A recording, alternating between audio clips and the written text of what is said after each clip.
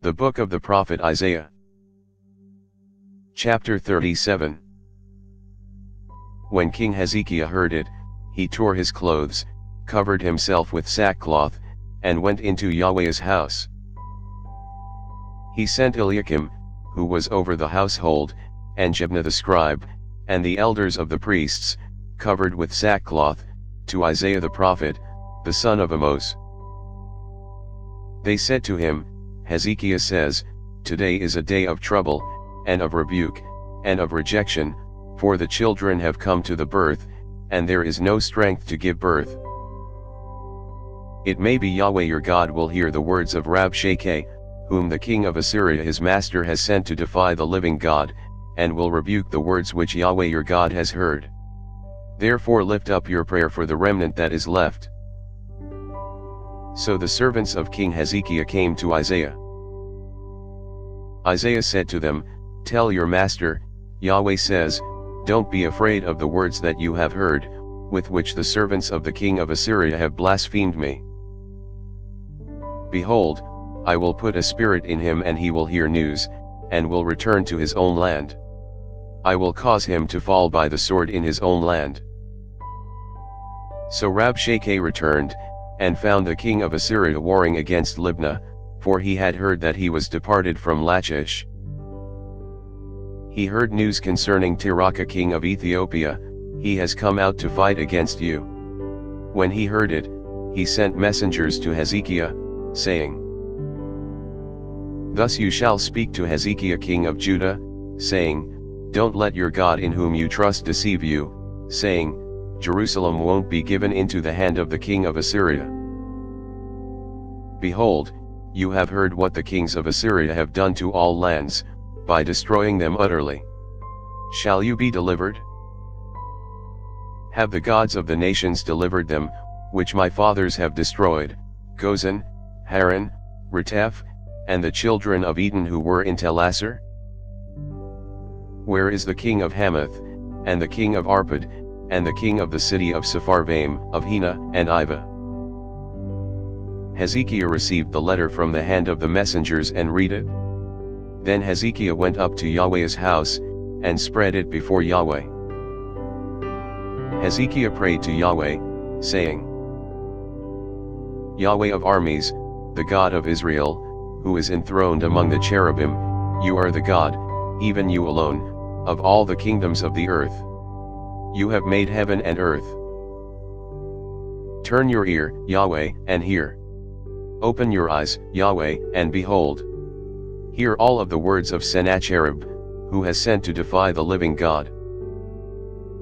Truly, Yahweh, the kings of Assyria have destroyed all the countries and their land, and have cast their gods into the fire, for they were no gods, but the work of men's hands, wood and stone, therefore they have destroyed them.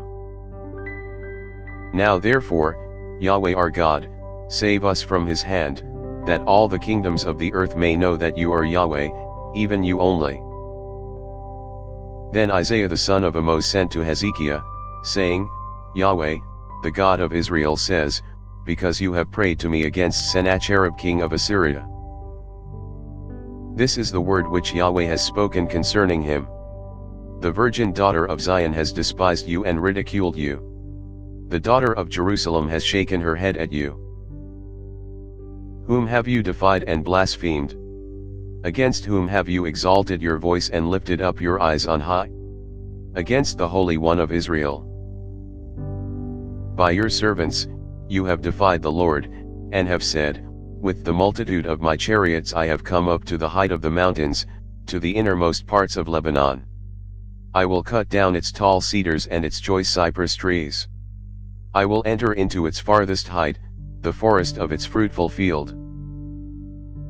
I have dug and drunk water, and with the sole of my feet I will dry up all the rivers of Egypt.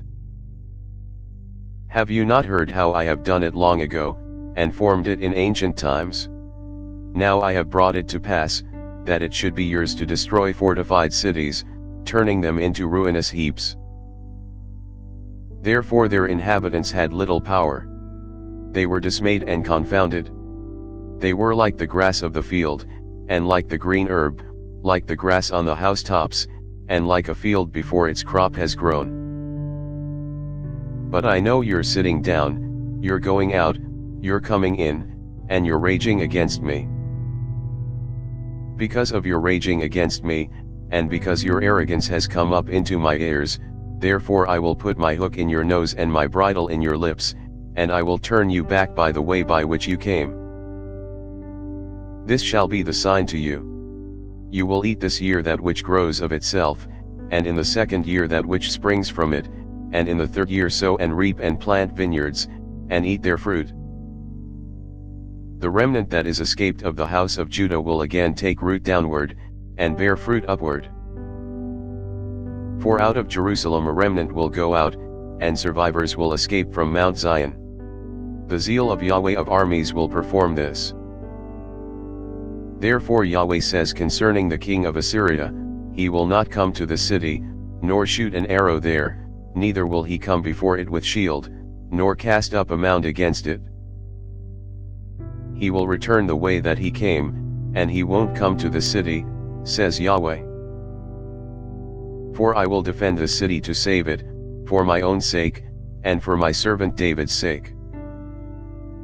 Then Yahweh's angel went out and struck 185,000 men in the camp of the Assyrians. When men arose early in the morning, behold, these were all dead bodies.